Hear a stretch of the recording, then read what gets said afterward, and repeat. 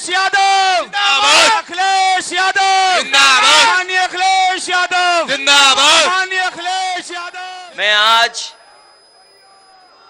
एटा के उपस्थित सभी समाजवादी साथियों का धन्यवाद और आभार प्रकट करता हूं। वहीं जहां इस जनसभा में बड़ी संख्या में लोग उपस्थित हैं, जो दोनों प्रत्याशियों को आशीर्वाद देने आए हैं, गठबंधन को आशीर्वाद देने आए हैं, उन सब का मैं धन्यवाद और आभार प्रकट करता हूं। लोग चर्चा करते हैं कि ये गठबंधन,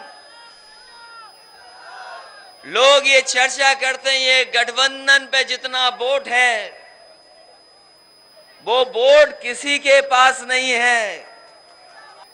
याद रखना, जिस समय वोट पड़ेगा गरीब जनता उनकी चौकी छीन लेगी, उन चौकीदार लोगों की।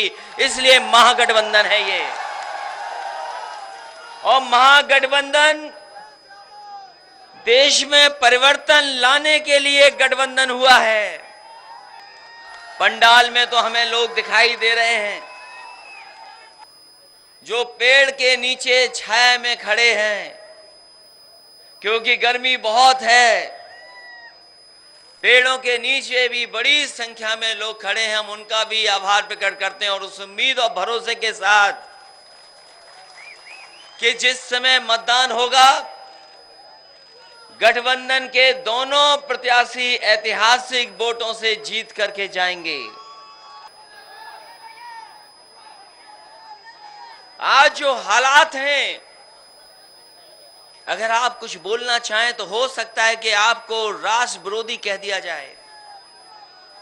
आज अगर आप सच जानना चाहें तो राष्ट्र विरोधी साबित हो जाओगे। आपने भाषण सुना इन मुख्यमंत्री और प्रधानमंत्री जी का। अभी ये तो मान ली बात, आगे की बात करो। ये तो सबने मान लिया जो कह रहे हो तुम। जो बात कह रहे हो वो सबने स्वीकार कर लिया, लेकिन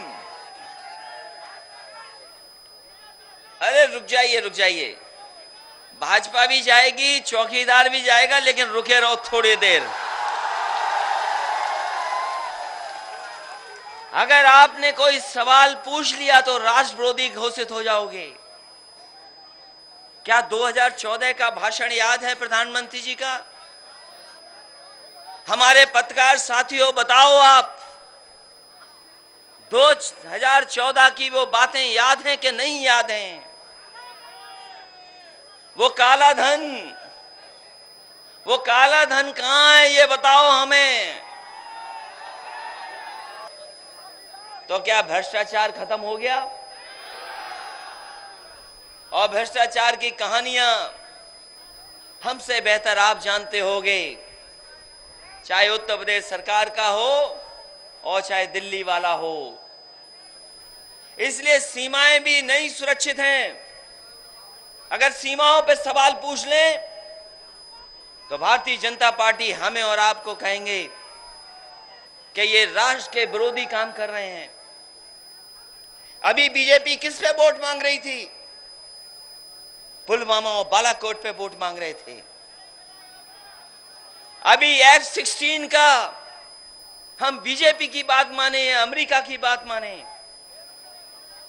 जो फाइटर पायलट जो पाकिस्तान में गिरा था, अगर अमेरिका नहीं चाहता तो आपका पायलट नहीं वापस आता।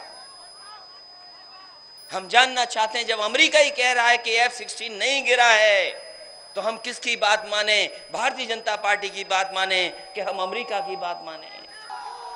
ये शिक्षा मित्रों से हम कहना चाहते हैं, शिक्षा मित्र के साथी पिछले चुनाव में भटक गए थे। जैसे ये गुमराह हुए थे वैसे बहुत सारे लोगों को धोखा दिया था भारतीय जनता पार्टी ने। जो रसोइया हैं उनसे पूछिए सरकार ने क्या कहा था उनसे, आशा कार्यकर्ताओं से क्या कहा था, हमारे ग्राम सेवकों से क्या कहा था और चौकीदारों को क्या कहा था। आपको याद होगा। आज कोई चौकीदार नहीं बनना चाहता। हमारे गांव में जो चौकीदार हैं वो सरकारी नौकरी चाहते हैं, चौकीदार सरकारी नौकरी। कोई उनकी मदद करेगा तो समाजवादी लोग मदद करेंगे, कोई गिनती नहीं।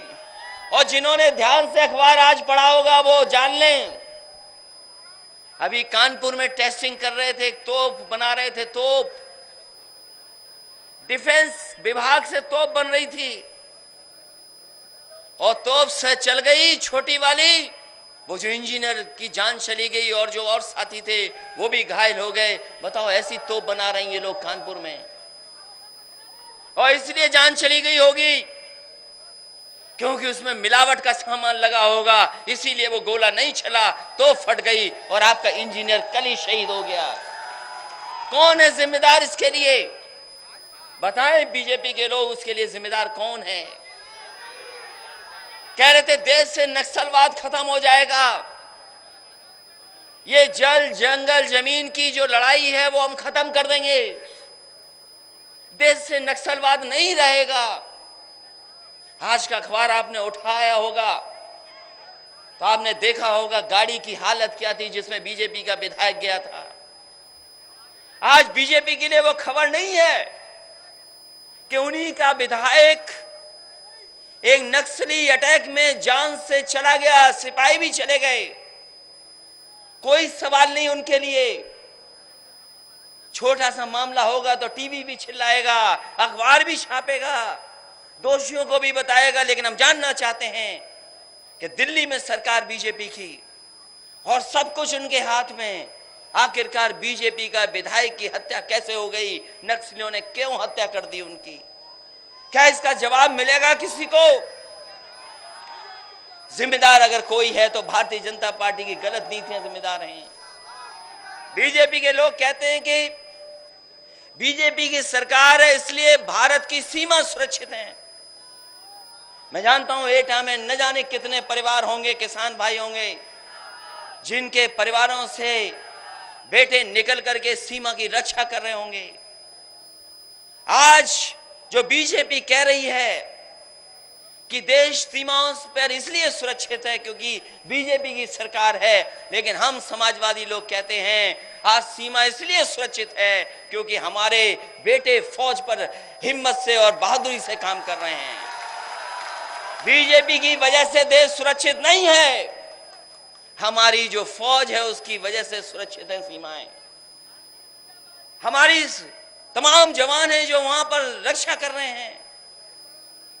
कोई सवाल नहीं पूछ सकता बीजेपी से, लेकिन हम बीजेपी से सवाल पूछना चाहते हैं कि बताओ हमारे सीमा पर हर दिन एक जवान क्यों शहीद हो रहा है, उसका जिम्मेदार कौन है? आंकड़े बताएं कि जवान कितने शहीद हुए। इनकी गलत नीतियों के कारण हर दिन एक जवान शहीद हो रहा है सीमा पर। आप हिसाब किताब लगा लो, जवान शहीद हो रहे हैं। ऐसा देश बना दिया कि जहां पर जवान भी शहीद हो रहे हैं, किसान भी आत्महत्या कर रहा है और नौजवानों को जिनको नौकरी नहीं मिल रही वो भी आत्महत्या कर ले रहे हैं। ये शिक्षा मित्र जानते होंगे, बताओ शिक्षा मित्र साथियों, तुम्हारे कितने शिक्षा मित्रों ने आत्महत्या की है? इनके पास सूची है। 1000 नौजवान शिक्षा मित्र आत्महत्या कर चुका है। जिन्हें नौकरी दी थी वो आत्महत्या कर ली। नौजवान साथियों बताओ नौकरी का क्या हिसाब किताब है? ये उम्र बढ़ती चली जा रही। जब हम वोट मांगने आए थे पिछले 2 साल पहले, तब 2 साल छोटे रहे हो गए, नौकरी नहीं मिली, उम्र बढ़ गई, 2 साल बड़े हो गए। और ये बीजेपी के लोग रहे तो किसी को नौकरी में नहीं मिलेगी, हमें और अब सबको मिलकर के पकौड़े बनाने पड़ेंगे, याद रखना। पकौड़ा बनाना चाहते हो क्या आप लोग? पकौड़ा बनाने की बात कह रहे हैं। इन बीजेपी वालों की बात जो शुरू होती है शौचालय से शुरू करते हो, शौचालय पे ही खत्म हो जाती है। और जो शौचालय बनाए, हमारे गांव के लोग बैठे होंगे, प्रधान लोग भी जानते होंगे, कांग्रेस और बीजेपी में शौचालय बनाने में कोई फर्क नहीं है। कांग्रेस जो शौचालय बनाती थी वो एक गड्ढे का शौचालय बनाती थी, और बीजेपी वाले बना रहे हैं 2 गड्ढे के शौचालय। और शौचालय में पानी ना कांग्रेस ने दिया ना बीजेपी ने दिया। बताओ शौचालय कैसे जाओगे, ये बताओ हमें। क्या संभव है बिना पानी के शौचालय चले जाओगे आप?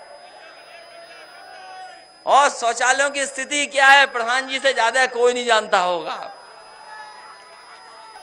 इसलिए नौकरी के लिए बड़ा सवाल है देश के सामने। नौकरी कैसे मिले, रोजगार के इंतजाम कैसे हो। अभी पुलिस भर्ती करके दिखाई थी उत्तर प्रदेश में, 40 और 30 70,000 नौजवानों को नौकरी दी। किसी सरकार ने अभी तक 70,000 की भर्ती 5 साल में नहीं कर पाई थी। केवल समाजवादी लोगों ने 70,000 से ज्यादा नौकरी कर करके दिखा दिया। ये समाजवादी नीतियां थीं।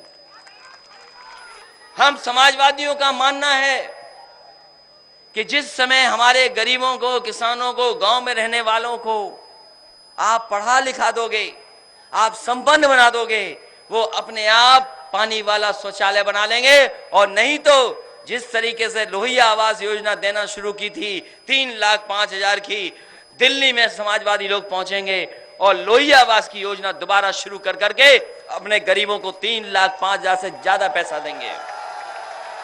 और दुनिया में कहीं इतने धर्म और जाति के लोग नहीं रहते होंगे जितने भारत में लोग रह रहे हैं। अगर अंग्रेजों ने बांट करके राज किया, ये भारतीय जनता पार्टी के लोग भी हमें आपको बांट करके राज करना चाहते हैं। इसीलिए समाजवादी पार्टी ने ये गठबंधन किया है कि हम बटेंगे नहीं, हम जुड़ेंगे और महापरिवर्तन लाने का काम करेंगे। इनका जो घोषणा पत्र है, पता ही नहीं क्या है घोषणा पत्र में। 2014 के घोषणा पत्र में था कि अच्छे दिन लाएंगे। बताओ किसी के अच्छे दिन आए हो तो बताओ। ये केवल टीवी पे प्रचार कर रहे हैं, टीवी पर, मोबाइल पे प्रचार कर रहे हैं। और अभी घोषणा पत्र आया है, उसमें नौकरी के बारे में कुछ नहीं कहा है। नौकरी नहीं मिलने जा रही है। बताओ जो घोषणा पत्र अभी है, कहां नौकरी मिल रही, कहां किसान को सुविधा मिल रही। इसीलिए समाजवादी पार्टी ने जो अपनी बात कही है, संकल्प पत्र रखा है आपके बीच में। जो हमारी दृष्टि है, जो हमारी सोच है, जो हमारा विजन है, हम समाजवादियों ने कहा कि सामाजिक न्याय से महापरिवर्तन होगा। जब तक सामाजिक न्याय नहीं मिलेगा तब तक किसी को सम्मान नहीं मिल सकता है। इसीलिए सामाजिक न्याय से ही महापरिवर्तन संभव है, बिना संभव नहीं है। इसलिए कम से कम सच्चाई सामने आ जाए। इसलिए एटा के तमाम हमारे साथियों, किसान भाइयों, नौजवान साथियों, ये ऐतिहासिक चुनाव है। जो पिछली बार हो गया हो, चाहे जिसकी गलती रही हो, सब भूल जाइए। एक नया देश बनाने के लिए ये जो बीजेपी वाले कह रहे हैं ये नहीं बना सकते नया देश। नया देश बनाने के लिए नई सरकार चाहिए और नई सरकार का नया प्रधानमंत्री होगा। इसीलिए ये चुनाव होने जा रहा है। पुराने लोग, ये जो हैं बीजेपी के लोग, ये कोई परिवर्तन नहीं लाएंगे। आप किसी से पूछ लेना, किसी विभाग से जानकारी कर लेना। जो समाजवादियों ने काम किए थे वो उदाहरण दिए थे, उदाहरण थे कि ऐसे काम किए जाएं तो हमारा प्रदेश और देश आगे चला जाएगा।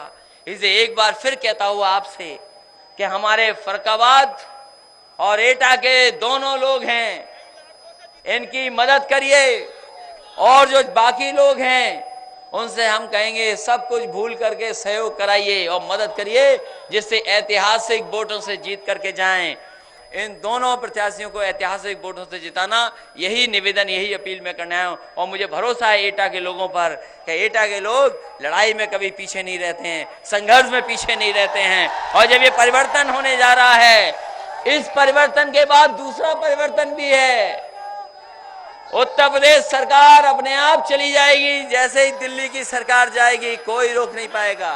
इसलिए दोनों साथियों का, मनोज अग्रवाल जी को और देवेंद्र यादव जी को ऐतिहासिक वोटों से जिताना, यही अपील, यही निवेदन मैं आप सबसे करना हूं। बहुत बहुत धन्यवाद। और देश को झूठों से बचाना, धोखे वालों, देने वालों से बचाना, और जिन्होंने देश को दूसरे रास्ते में ले जाने का काम किया है उन लोगों से बचाना। देश मजबूत हो तबले मजबूत हो, हमारे समाज में भाईचारा हो, जातियों का बंधन टूटे, धर्म के नफरत न हो, ऐसा समाज बनाएं। इन्हीं शब्दों के साथ हम नौजवानों से विशेष अपील करेंगे कि एक एक वोट देना, तभी जाकर के नया देश बनेगा, वरना नया देश नहीं बनेगा। बहुत बहुत धन्यवाद, बहुत बहुत आभार प्रकट करता हूं। हमें कैसा भारत चाहिए, समाजवादी अखिलेश के संग समाज के पथ पर आए।